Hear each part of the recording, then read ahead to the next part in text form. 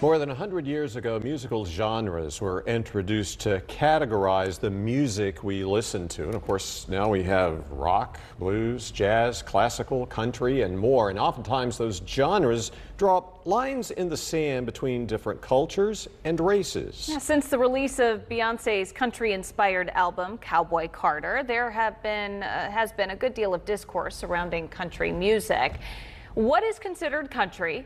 And who is qualified to sing it? In this week's In Black and White, Jordan Brown shows us how Beyonce's experimentation with the new sound has started important conversations about the role race plays in music. Beyonce! Cowboy Carter, Beyonce's new country-inspired and arguably most experimental album, has caused a buzz in the music world and in UNCG professor David Aaron's classroom. We've been talking about country music and the development of country music in the US and looking at the different people who shape the development and trajectories of the music. And so Beyonce's album, Cowboy Carter, came out right in that module. So I assigned the album to students and a few articles that had different perspectives on the album. The assistant professor of ethnomusicology is used to detailed discussions about genre, instruments, and lyrics, but this most recent assignment goes beyond just the music. It's also a lesson in culture, in the history of racism in country music. The conversation about what is and what is not country has been happening forever. Oftentimes, how people define a genre of music comes down not only to how it sounds, but also who's singing it. To understand the debate about country music, I think we have to go back to the 1920s with the rise of commercial recording industry. There was race records and hillbilly records.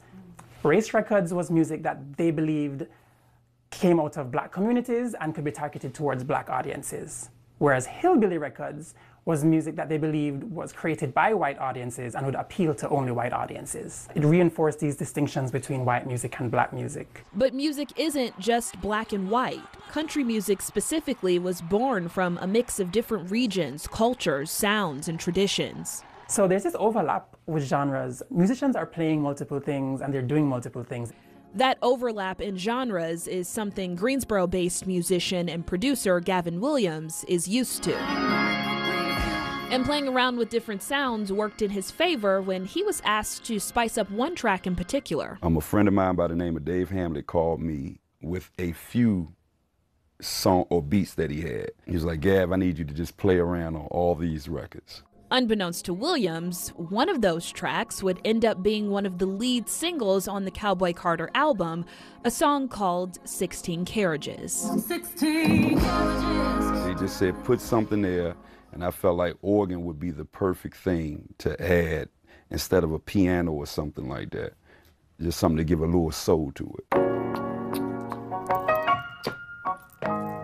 That soul he learned growing up in church, now used in a country-inspired song he worked on 4 years ago. Someone called me in LA and said, "Congratulations."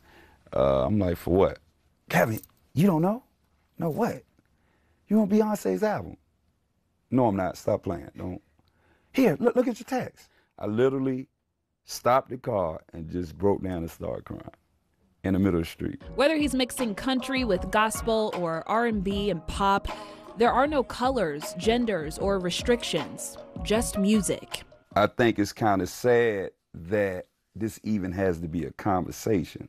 Music is supposed to be the thing that draws everybody together. As a black man, as a person, period, it saddens me where we have to have a line again drawn in music and different stuff like that. So I think it's a thing of not only acceptance, understanding that the main goal is music, not who does it.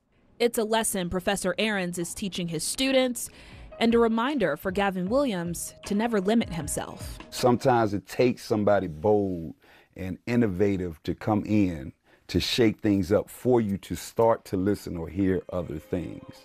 In Greensboro, Jordan Brown, Fox 8 News. And Williams says although his work takes him all over the country, he has no plans of leaving Greensboro. He says he is proof that you don't have to be in LA or New York to get a big break.